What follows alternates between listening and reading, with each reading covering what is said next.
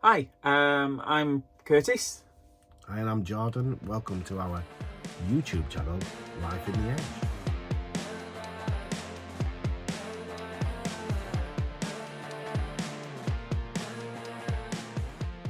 So, why are we doing this? We've been thinking about this for a couple of months. We've been watching lots of other people's YouTube channels. So we've got a Bit of a wig. bit of a wig there, love.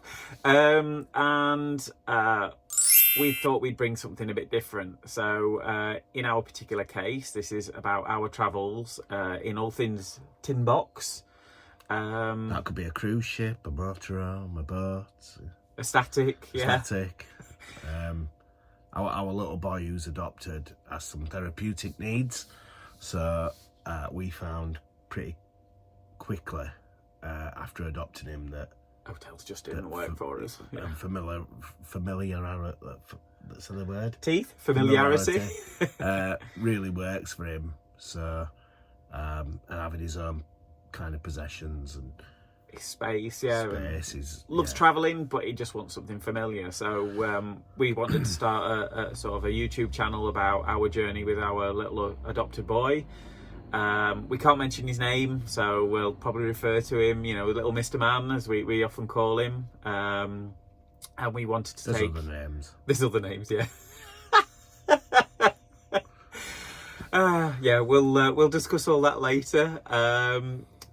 We wanted to show you what we've done, our journey, things that we've adapted in terms of our motorhome, and just our travelling life, as it were. So we're not full-time van life people. We've got a home, but we do spend a lot of time. We've had our motorhome just over a year, so about a year and 6 months. It'll be next month. I think we've clocked up about 9,000 miles, so it's well used.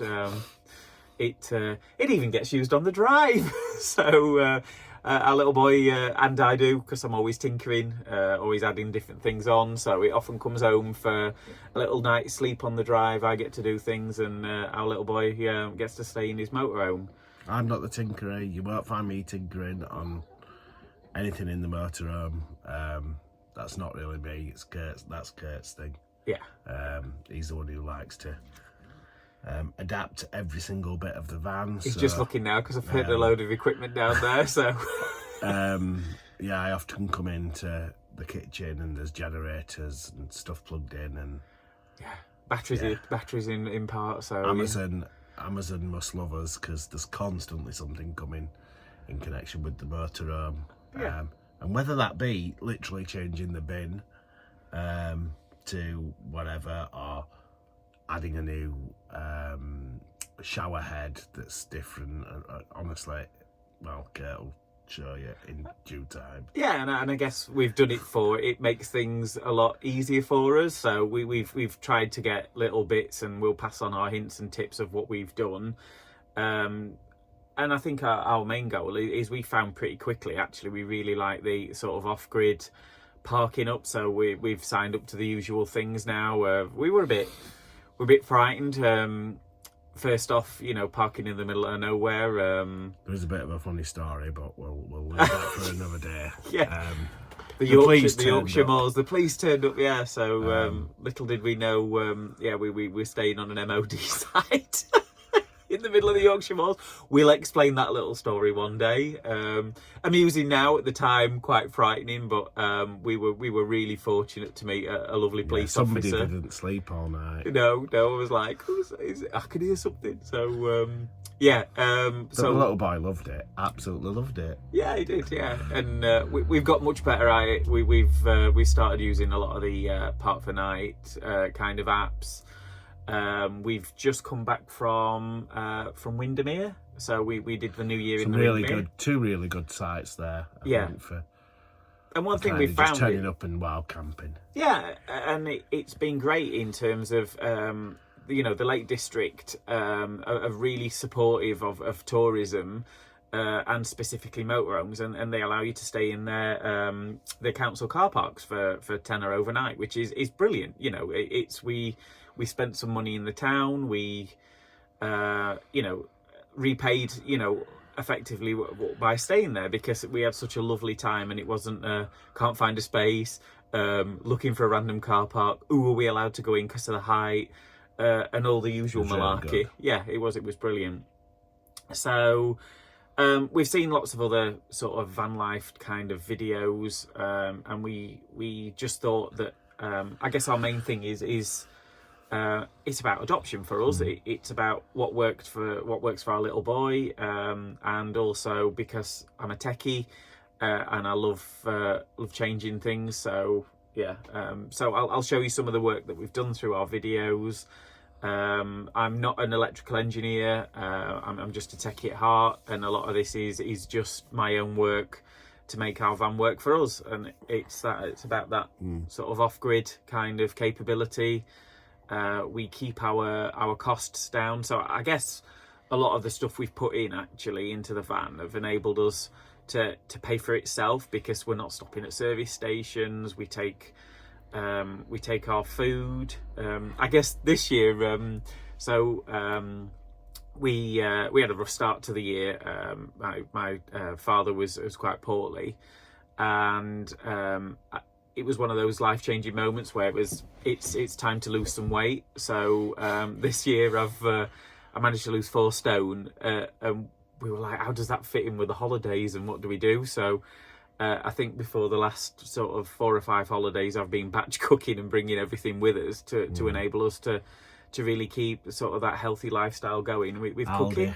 Aldi. Yeah, Aldi. So we navigate by Aldi's. So yeah, whenever we go anywhere, including in France. So we travelled to France this year, and we're like, I wonder where the local Aldi is, or a Lidl or anything like that. So that was quite reasonable though, wasn't it, going to France? Yeah, it wasn't yeah, too dear. Then we actually drove back to Southampton, jumped on a cruise ship, so from one tin box to another. Yeah, so we did that as part of our little summer travel. So yeah, and that was we're really surprised actually, because we've done the likes of Cornwall, we've done the usual coast.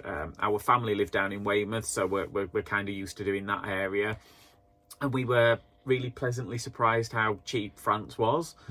The attitude to tourism over there is phenomenal. They're so welcoming and helpful. So yeah, we're hoping to do some more European travel this year. So that was good fun on the journey. Fantastic motorways. No. It's quite a distance though, because we live in Yorkshire, West Yorkshire. So it's got again, journeys down to Southampton are quite a distance, but again, all part of the experience. Yeah, a bit of overnight camping again, a bit off grid before we got on the boat. Made sure we turned up early, and they put us on early. So we made a bit of a mistake, because we'd planned to go to France. And we were looking at the Channel Tunnel cost. It was like, yeah, brilliant. It's only about £400. We were like, yeah, we're well up for that. And then the next day was, I think it was the P&O ferries crisis. So the price shot up to Irish. We ended up on Irish ferries in the end, because we couldn't use the tunnel, because it shot up from £403 to £789 overnight as soon as the ferry problem started. We were fortunate because we were in the caravan club just to quickly book Irish ferries, which was about £230. It was really reasonable. So we were quite worried about everything that happened. It was a fun journey back, so we'll explain about some of the things like that. Pulling up at the ferry terminal with a 5-hour queue, nothing on the way out, but horrendous on the way home. So again, we were lucky. Somebody sneaked on, more or less. So kind of disappeared down. I saw a lady go into one of the booths.